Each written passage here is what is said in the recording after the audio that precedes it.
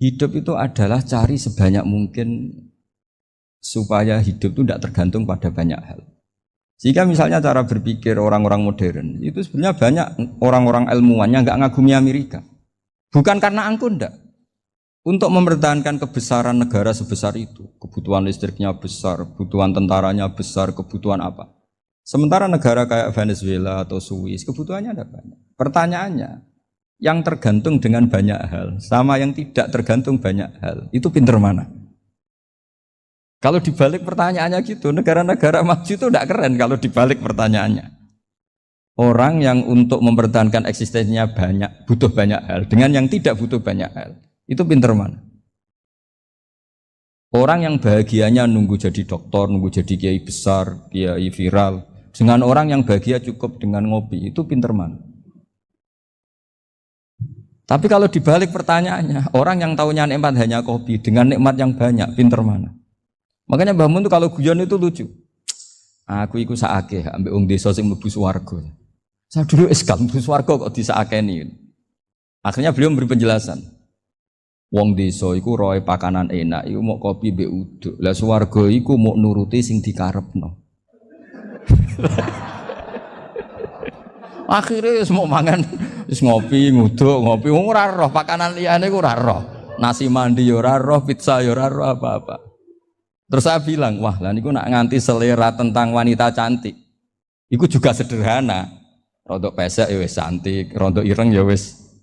Apa bidadarinya seperti itu karena saking enggak pengalamannya. Jadi surga itu kan nuruti apa yang diinginkan. Kira-kira keinginan orang kampung kalau di surga itu apa coba? Makanan apa coba? Ya, nah, iku nak senengnya ketemel gemblong gitu. Artinya malaikat lebih suka nangani surganya orang-orang kampung di Bang Pak Rektor. Ini sudah ribet ini. Makanan apa saja sudah pernah dicoba. Terus kalau di mall tahu orang macam-macam, seleranya macam-macam pasti. Enak mana kalau sampean jadi malaikat pelayan surga? Suka ngelayani orang kampung apa yang orang kota? Orang kampung kan? Jadi ya itu guyon tapi itu menjadi pikiran kita bahwa orang yang banyak kebutuhan itu sebetulnya banyak kebodohannya karena menggantungkan kebahagiaannya dengan banyak hal. Makanya Imam Syafi'i ngendikan istighna itu apa? Al-istighna anisya'i. Yang dikatakan kecukupan adalah berusaha sebanyak mungkin banyak hal tidak kamu butuhkan. Bukan memenuhi semua kebutuhan kamu karena nafsu kamu ini tidak ada batasnya gitu. Kalau kamu penuhin nggak akan selesai. Itu ada perempuan yang kurang cantik, itu minta doa saya, Gus doain suami saya kaya, terus tak guyonin, terus gak minta. Kalau suami kamu kaya, yang pertama dirubah itu apa? Rumah, Gus, supaya rumah saya bagus. Kedua apa? Mobil, supaya mobil saya bagus. Nanti yang dievaluasi itu kamu. Mobil bagus, Alphard, rumah mewah, istrinya kamu, pasti itu dievaluasi. Langsung, enggak usah, sudah gini aja kan. Jadi pertama yang dievaluasi itu kaya itu, coba kalau suami kaya itu yang dievaluasi pertama, rumah ya? Rumah ganti, setelah itu apa? Mobil. Kira-kira berikutnya? Akhirnya sudah Gus, enggak jadi. Nabi Ibrahim itu pernah minta umur panjang. Keren umur panjang. Sama Allah enggak dijawab. Datang orang tua gitu mertamu ke Nabi Ibrahim. Terus disuguhi dikasih kurma. Apa itu? Kok kurma apa? Anggur yang sudah matang sekali. Sudah dimakan. Setelah dimakan meler keluar lagi. Dimakan lagi meler lagi. Terus Nabi Ibrahim masuk lagi ke kamar. Ya Allah, doanya tak cancel. Nanti kalau saya tua kayak itu. Jadi Allah itu enggak jawab langsung tapi ngirimkan itu. Akhirnya ya Allah enggak jadi. Nanti takut itu. Saya pernah ngalami jadi kiai tadi ada ibu-ibu ya enggak pati cantik lah. Suaminya tuh miskin sekali. Minta doa saya supaya kaya. Bareng tak kasih pertimbangan itu udah enggak usah. Enggak jadi itu. Jadi itu kearifan. Tapi kearifan ini harus kita tanamkan. Saya enggak bisa membayangkan Indonesia yang besar ini andai kan enggak ada qanaah. Nerimo ing pantum. Coba sekarang ada Covid. Andai kan Indonesia tuh kayak Perancis. Saya beberapa kali punya tamu orang yang hidup lama di Perancis, bahkan dapat istri orang Perancis. Itu dulu gak begitu mencintai Indonesia. Tapi setelah di Perancis 2 tahun, wah Indonesia hebat. Di Prancis itu kata dia kalau cerita, semua kebutuhan masyarakat itu dibebankan ke negara. Apa saja minta negara, apa saja nyoal negara. Sementara Indonesia, coba kalau Indonesia mengalami seperti ini kok tidak ada konaan, rimo ing pantum, bisa kios Indonesia. Orang miskin nyalahkan negara, kelaparan nyalahkan negara, apa saja. Tapi barokahnya dididik kiai, jogeman nyalahno wong liya. Urip romo ing pandum, diame. Sampai gak ngerti kalau Covid. Banyak tuh orang-orang kampung itu, orang lugu-lugu itu. Mbah niki saking Covid, salam ning Covid, muga-muga umure panjang. Dikira Covid itu nama orang yang ahli sosial itu. Mbah niki dana saking Covid. Matur nuwun sampekno salamku, muga-muga umur panjang. Bingung kan yang nganterin ini. Ini gimana yang mau menjelaskan? Memang nggak paham. Ribet kan. Tapi saya pastikan bahwa dengan keadaan seperti ini kita bahagia, kita stabil, itu jelas barokahnya kalimah tadi, moto tadi atau pegangan hidup tadi. Makanya disebut al-ibarat qutun li ailatil mustami'in, bahwa redaksi atau kata-kata atau pegangan atau filosofi hidup, apalah namanya itu adalah penyemangat. Penyemangat. Karena kata-kata ini memang luar biasa. Ketika sahabat perang demi kebenaran, zaman itu ya pasti benar karena yang dibela Nabi. Dulu itu kan enak zaman Nabi, yang dibela mesti benarnya, musuhnya mesti salahnya. Jika dulu itu memang harus tegas. Kalau sekarang mau tegas gimana? Yang kamu bela tidak mesti benar, musuhnya tidak mesti salah. Ribet kan kalau misalnya saya tukaran sama Pak Rektor, kamu mau bela mana kan bingung. Saya tidak mesti benar, saya tidak Nabi. Pak Rektor apalagi tidak mesti benar lagi kan? Ribet kan? Jadi kalau kita mau perang sekarang itu mau pede gimana? Enggak. Makanya banyak ulama sekarang tuh mau tegas tuh enggak berani karena ya banyak hal yang abu-abu lah wilayahnya. Misalnya pilihan presiden atau pilihan bupati, pilihan menteri. Kamu mati-matian bela itu. Yang kamu bela tidak mesti benar, musuh kamu tidak mesti salah. Misalnya pilihan bupati, wah ini kabupaten ini baik kalau bupatinya ini, yang satu bilang ini, terus tim suksesnya kamu tanya, kamu yakin? Ya enggak juga. Lah kenapa semangat? Kan saya botohnya, paling alasannya ya itu aja, bukan yang lain. Beda dengan zaman Nabi, nabinya mesti benar, Abu Jahalnya mesti salah, kan enak aturan mainnya jelas. Singkat cerita dalam perang itu banyak sahabat yang ngalami luka, ngalami apa gitu. Kemudian curhat ke Nabi, ya Nabi gara-gara derekkan jenengan, ngikuti jenengan saya harus ngalami seperti ini. Ngiranya orang itu diapresiasi sama Allah keluarnya. Ternyata sama Allah gak diapresiasi. Malah diturunkan ayat intakunu ta'lamuna fa innahum ya'lamuna kama ta'lamun wa tarjuna minallah ma'ala yarjun. Kalau kamu sakit karena perang, orang-orang kafir itu ya sakit. Itu saja berani padahal demi kekafiran. Wa tarjuna minallah ma'ala yarjun. Padahal kamu punya nilai lebih yaitu berharap kepada Allah yang mereka tidak punya. Saya jadi kiai itu ya kadang mangkel. Karena yang benci ya benci, yang seneng itu ngel-ngel loh kayak Pak Bejo. Jadi semuanya ribet. Nah iya, yang benci ya ganggu, yang seneng ya ganggu, tambah nemen. Seribet.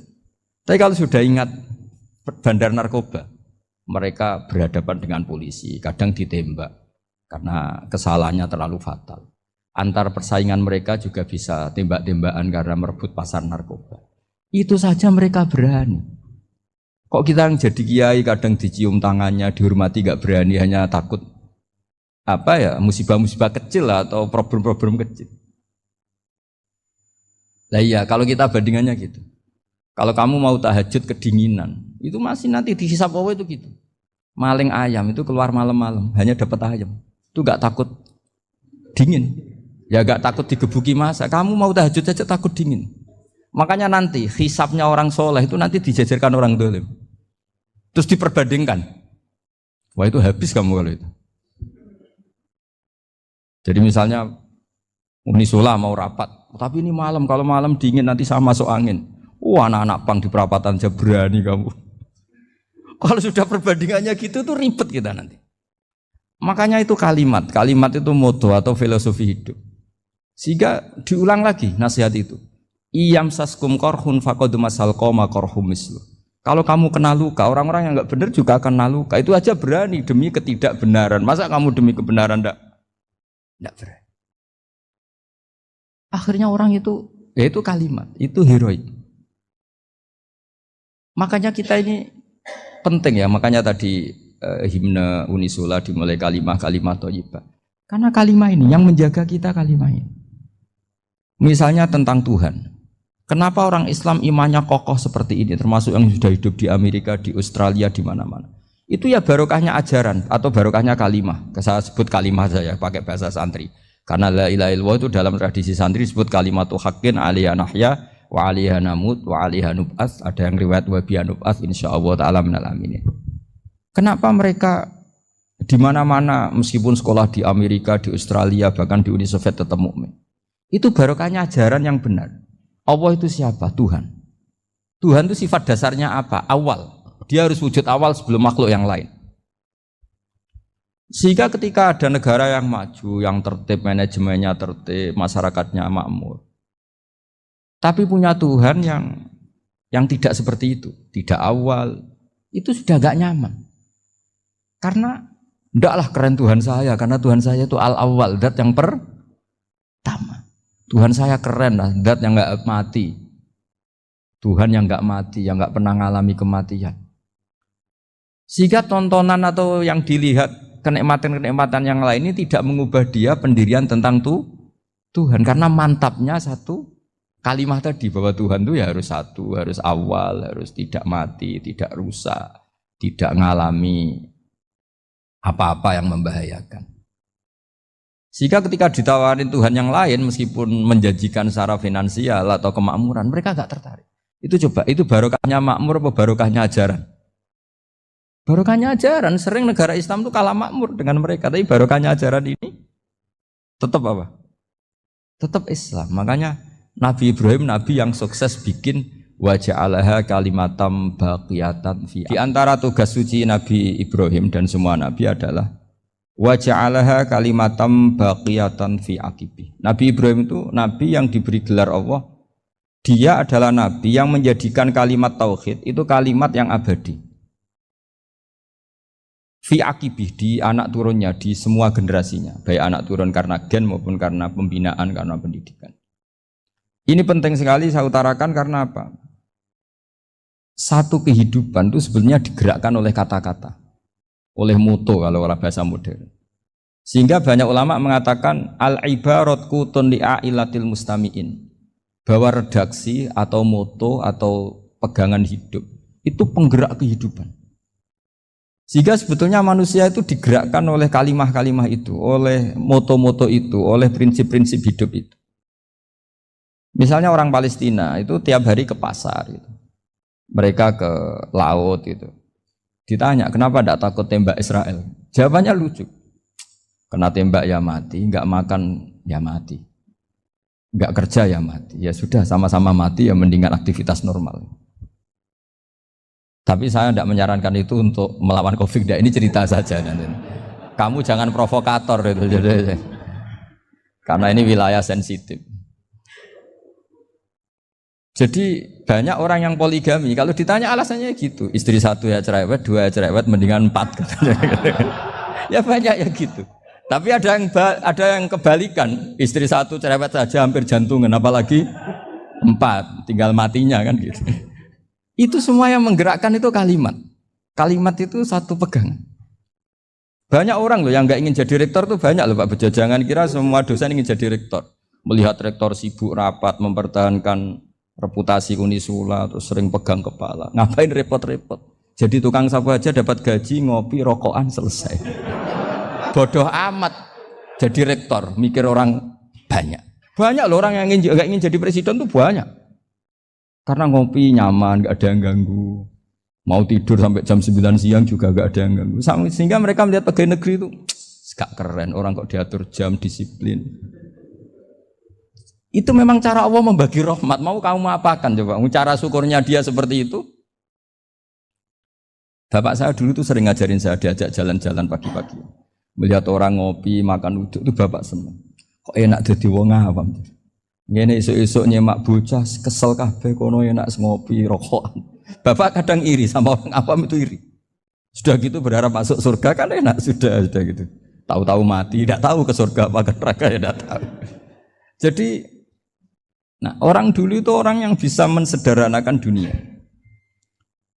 Sehingga ya sudah, cara bahagia. Makanya saya, alhamdulillah saya ini kerjasama sama UII, sama beberapa kampus. Memang amdan itu sengaja. Kampus itu ya punya sistem yang nggak bisa mewakili sistem kiai. Kiai juga punya sistem yang nggak terwakili oleh kampus, juga sebaliknya saling melengkapi. Saya sering ketemu rektor UII, rektor kampus-kampus Islam. Mereka cerita, Gus, pendidikan pondok harusnya dimodernkan gini-gini. Saya bilang, kalau pondok modern kayak kampus itu nanti saya ketemu Allah tidak bisa jawab. Kenapa Gus? Saya beri contoh gini. Kalau misalnya perempuan perawan lah atau apa saja, pokoknya perempuan, mau tanya tentang menstruasi atau haid. Kalau semuanya sistem kampus, dia harus kuliah dulu, registrasi dulu, kuliah dulu, bayar dulu, dan dapat jawabannya nunggu mata kuliah pas itu. Bandingkan kalau sistem pondok, saya tuh sering ke pasar sama anak saya dicegat sama ibu-ibu. Gus, anak saya ngalami gini-gini, keluar darah terus menerus, nggak 6 hari tapi 1 bulan penuh. Itu hukumnya apa Gus ya? Nanti saya mau sowan ke jenengan. Nggak usah sowan, di sini aja. Ya sudah, sebelum mengeluarkan darah yang rutin seperti itu biasanya haidnya berapa hari? 6 hari, ya sudah ikut yang 6 hari, yang lainnya istighatsah. Ngoten tok Gus, ya udah ya. Begitu terus di masalah udhiyah. Ya coba kalau semuanya pakai sistem kampus, daftar dulu, bayar dulu. Jadi ini nggak ada jawabannya, nunggu mata kuliah itu, baru dapat jawaban. Itu biasa nggak sholat bertahun-tahun karena belum ada jawaban tentang itu. Ya itu kalau misalnya orang mati, tahunya cara apa memulasara jenazah itu nunggu kuliah dulu, pas mata pelajaran itu dulu, baru menangani orang mati. Berarti orang mati itu tergeledak semua. Tapi kalau kiai kan enggak. Kesini orang mati terbakar, kalau dimandiin malah badannya copot-copot, itu gimana hukumnya? Ini ada orang mati Gus Kendat, ini disolati apa enggak? Ada orang mati apa itu oplosan itu disolati enggak? So sering ditanya gitu. Gak usah registrasi Pak Rektor, gak usah registrasi, gak usah daftar, gak usah seminar. Makanya kalau orang kampus wani kiai itu ya kualat tenan itu, karena ini yang on time. Tapi pondok seperti saya ya ikrar seikrar-ikrarnya pentingnya kampus karena melatih efisiensi waktu, disiplin, tata kelola manajemen sehingga kita ya hormat. Tapi tadi kita harus saling melengkapi sehingga saya tunjukkan ke publik bahwa saya hormat sekali sama polisi, sama tentara. Coba kita bisa apa ngadepi bandar narkoba kalau enggak polisi? Bisa apa coba menjaga NKRI kalau enggak tentara? Begitu juga ya sudahlah kita memang fa inna yadallahi ma'al jamaah, kita berkah itu kalau bersama-sama, tidak bisa kita sendiri. Nah lalu orang kayak saya itu ya beberapa kali sebetulnya saya itu ditawanin jadi doktor honoris causa apa. Kekhawatiran saya satu Pak Bejo, takut pas gak punya uang, itu dokter gak di duit kan gak pantas gitu. Jadi repot gitu, daripada beban lah sudah lah, nggak usah dokter. Jadi kalau nggak punya uang ya pantas, terus kalau ngebis ya pantas. Suatu saat kalau mati nggak ada yang hadir ya pantas, nggak dokter. Gitu. Kalau sudah dokter kok masuk neraka, kayaknya apalagi rektor kampus Islam kok masuk neraka itu kan kok kayak nggak pas itu. Misalnya rektor Unisiola ditanya mungkar nakir, nggak bisa kan kayak gimana gitu. Makanya harus sering ngaji saya supaya nggak malu di depan mungkar nakir. Masa rektor ditanya mungkar nakir nggak bisa. Harus berani bentak. Ini saya rektor loh Pak mungkar nakir. Masa. Kalau wali-wali dulu berani. Masyhur di cerita wali-wali ditanya marabbuka manabuka. Saya ini guru tauhid. Kok kamu tanya marabbuka manabuka yang ngotok? Kamu tidak pernah ngaji enak aja tanya. Jadi wali-wali itu ya rileks ngadepi mungkin. Saya yakin rileks wali di Bang Pak Rektor. Saya yakin itu. Karena wali itu lebih dekat. Tapi ini kesalahan yang tidak maksiat. Insya Allah dimaafkan Allah Subhanahu Wa Taala ini karena kesalahan itu ada dua. Ada kesalahan yang maksiat, ada kesalahan yang tidak maksiat. Saya punya komitmen terhadap agama ini. Baik tadi yang dikatakan Pak Rektor, ada unsur ulama, ada unsur habaib, ada unsur pengusaha, ada unsur birokrat. Di antara kenangan-kenangan saya dari Syekhina guru kita bersama Kiai Haji Maimun Zubair, beliau itu sering dawuh, sering ngendikan, dan itu saya sampaikan juga ketika 7 hari wafatnya Agus Robah, cucu Mbah Maimun, putra Agus Subah. Di antara yang beliau katakan itu adalah sok hak agama itu sing gawe pegawai negeri. Itu berkali-kali beliau ngendikan gitu. Ya saya agak bantah. Lah kalau santri, Bah, ya santri karuan mesti gawe agama, tapi sok ben sing gawe pegawai negeri. Setelah saya jadi kiai dan penelitian, saya itu berkali-kali didatangi dokter, tentara, juga polisi. Mereka sering bilang gini, Gus saya ini dokter negeri. Saya ke NTT, ke Papua, karena saya muslim, berkebutuhan Islam, maka dibikinkan musola, dibikinkan masjid. Kalau kiai tidak bisa, bikin sendiri urunan mau narik siapa. Mau narik tarikan di jalan yang mau nyumbang siapa. Tapi kalau kebutuhan negara, karena tugas negara, ya difasilitasi negara dan tidak dianggap misionaris karena negara. Begitu juga di beberapa negara yang non-muslim kayak di Argentina, di Venezuela, itu ada masjid, ada kajian Islam ya karena duta besar. Dan itu aparat negara. Disinilah kearifan para ulama berkoalisi dengan umarok dengan makna yang positif bahwa agama ini harus ditopang umarok, sistem negara. Tentu di situ ada tentara, ada polisi, ada macam-macam. Kita sebagai kiai juga enggak berdaya di depan para bandar narkoba apa-apa kalau enggak ada BNN. Kita mau apa dengan korupsi kalau enggak ada KPK. Sehingga kearifan para guru-guru kita, mulai Mbah Maimun, bapak saya sendiri, NU, Muhammadiyah, semua ormas-ormas Islam itu pasti maulah kerjasama. Karena kita siapa kalau enggak kerjasama. Dan di antara pesan Rasulullah SAW adalah yaduwahi ma'al jamaah. Jadi kebersamaan itu sudah berkah. Fa inna yadawahi ma'al jamaah. Jadi berkah. Lalu kenapa saya kalau ngaji bawa kitab? Ini agak sebetulnya itu lazim. Lazim itu suatu yang harus. Tapi karena kelamaan mubalek itu tidak pakai kitab. Seakan-akan bawa kitab itu yang aneh. Sebenarnya aneh mereka. Karena begini logika simpelnya ya. Umat Nabi ini berhak dapat apa coba? Berhak dapat warisan yang paling luhur, paling hebat, paling jernih. Apa itu Quran dan hadis? Pertanyaannya, siapa yang paling punya hak otoritatif untuk menerangkan Quran hadis? Ulama. Ulama yang mana? Ya yang kapabel, yang sudah diakui dunia kayak Imam Ghazali, Imam Bukhari, Imam Syafi'i. Artinya kalau kita tidak pakai materi itu ulama mendapat pikiran kita, bukan mendapat pikiran mereka. Saya ulang lagi, kalau kita tidak pakai materi yang otentik, yang orisinil, umat ini mendapat pikiran kita, bukan pikiran mereka. Maka saya berusaha supaya teman-teman atau semua umat Islam dapat pikiran-pikirannya Imam Ghazali, pikiran-pikiran Imam Bukhari, pikiran-pikiran Abdul Qasim Al-Junaidi, kejernian-kejernian Abu Yazid Al-Bustami. Kejernian itu diantaranya adalah misalnya makalah yang menurut saya itu makalah yang super. Jadi untuk ngadepi krisis karena COVID atau karena apalah. Itu lama dulu sederhana sekali. Beliau-beliau punya rumus yang mungkin jarang didengungkan orang, tapi saya akan kampanye rumus ini. Al-istighna, haqiqatul istighna, itu adalah al-istighna anis syai' labihi. Jadi pemenuhan kebutuhan yang sebenarnya adalah kita berusaha menghindari sebanyak mungkin kebutuhan yang sekunder, yang enggak penting. Bukan memenuhi semua yang kita inginkan. Jadi misalnya begini ya, kalau kita lapar, itu keinginan kita itu makan enak apa asal makan? Tentu jawabannya asal makan yang sehat. Tapi kalau nuruti nafsu kita, makannya yang enak, teman makan ya enak. Terus di warung yang favorit. Ini kan satu kebodohan. Kenapa untuk makan saja butuh definisi sekian banyak? Yang kita harus kecewa, warung favoritnya bisa sudah tutup.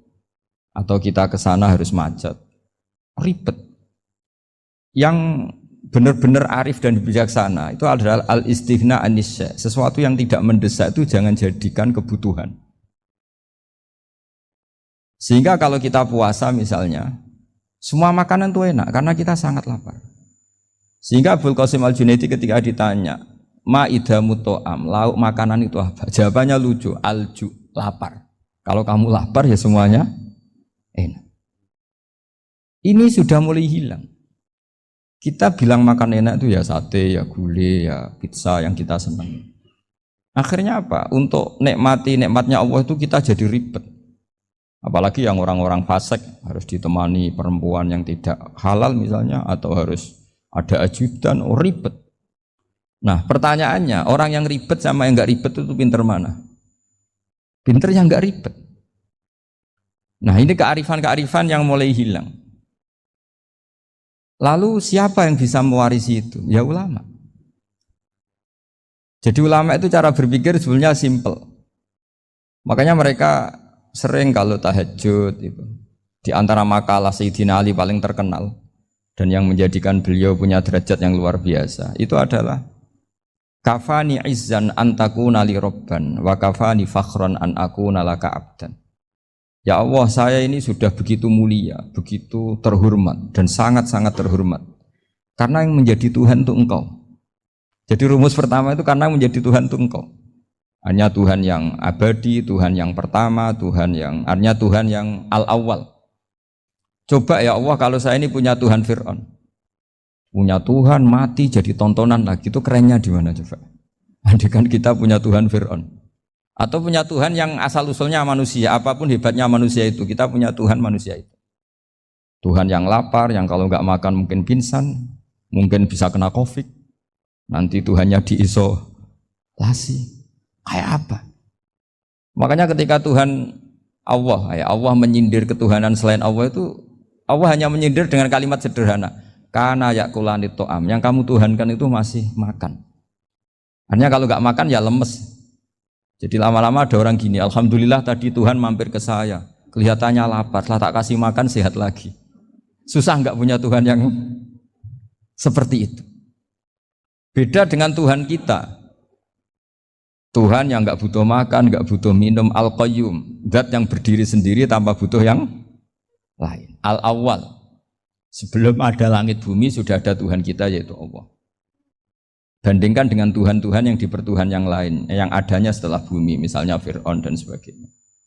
Sehingga Sayyidina Ali pertama jadi kebanggaan apa? Kafani izzan antakuna li robban. Saya ini keren betul, karena punya Tuhan yaitu Engkau. Tuhan yang lahul asma'ul husna, Tuhan yang semuanya punya kebaikan, punya keabadian, punya keagungan. Terus wa kafani fakhron an akuna laka abdan, dan saya bangga sekali karena saya menjadi hambamu. Kalau saya jadi hambanya Pak Rektor ribet kan, sudah tak hormati ternyata nanti tidak rektor, ya kan ribet kan. Terus pokoknya ribet, jadi budaknya manusia itu ribet. Makanya ada seorang wali datang ke temannya yang jadi presiden atau jadi raja. Datang ke situ karena tidak punya uang, mau minta uang karena temannya raja. Setelah sampai sana ternyata temannya ini karena orang soleh pas berdoa, ya Allah saya minta ini, minta ini, minta ini. Terus si wali tadi pulang. Kenapa kamu pulang? Ternyata dia sama, masih minta-minta kayak saya. Jadi sederhana dia. Sama-sama minta kamu, minta zat yang kamu mintain katanya. Jadi dulu itu orang itu sebegitu dekat dengan Allah. Sehingga si raja ini terus ketemu wali tadi tanya, kenapa kamu menyepelekan saya padahal sekarang saya raja? Terus ditanya sama wali tadi, karena temannya, kalau kamu di padang pasir tidak bisa minum dan harus minum 1 gelas, dengan ongkos kamu harus mengasihkan semua kerajaan kamu demi minuman itu. Pilih mana, minuman apa tetap jadi raja? Ya saya milih bisa minum. Saya tidak raja tetap hidup, tapi kalau nggak minum mati. Bagaimana Anda bangga dengan satu kerajaan sing la yusawi kak samain, yang tidak sama dengan segelas air. Jadi artinya terus mereka melihat jadi raja itu ya biasa, jadi presiden biasa, jadi rektor biasa. Karena mereka biasa berlogika, hakikatul izzah itu ya at-taqarrub ila Allah, yang benar-benar terhormat itu ya dekat dengan Allah. Begitu seterusnya mereka bikin paradok-paradok yang aneh, tapi itu menjadi pelajaran. Bapak saya Ki Nur Salim itu senang baca anekdot Nasiruddin Koja.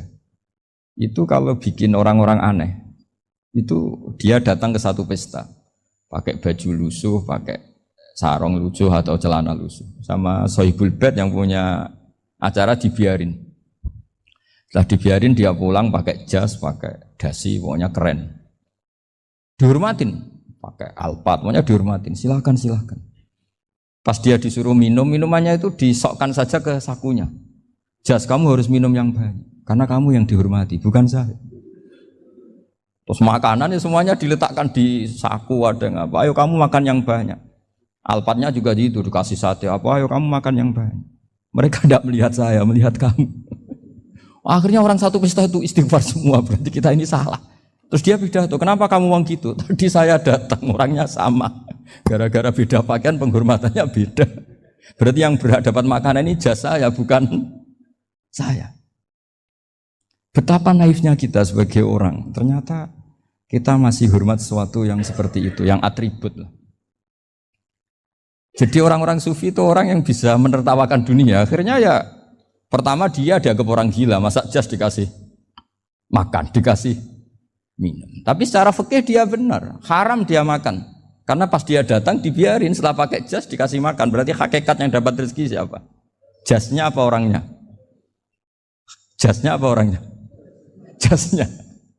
Jadi itu orang-orang sufi, kearifan orang-orang dulu itu bisa ngelola hal-hal yang keseharian menjadi luar biasa.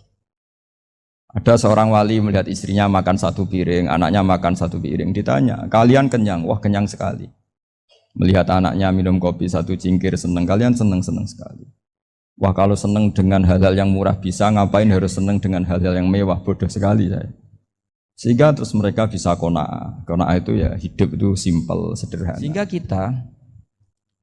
kita ini bekti sama orang tua misalnya. Itu ya karena ajaran.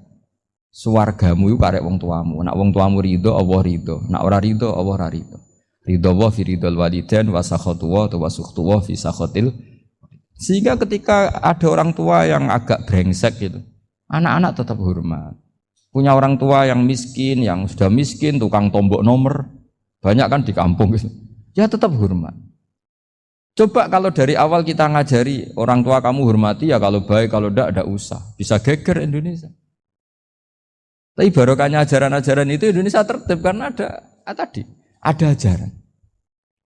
Nah ini di sini pesantren dan Unisula semua harus berkontribusi membuat ajaran yang benar itu adalah ciri utama Islam. Sehingga Islam ini dimulai dengan ajaran kalimatu haqqin alaiha nahya wa alaiha namut.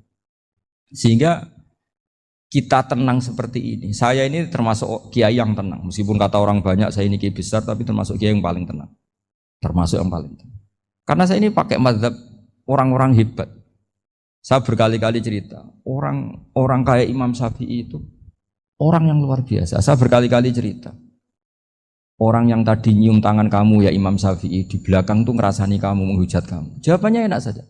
Berarti saya alhamdulillah orang yang wibawa. Buktinya di depan saya enggak berani. Jadi enteng saja.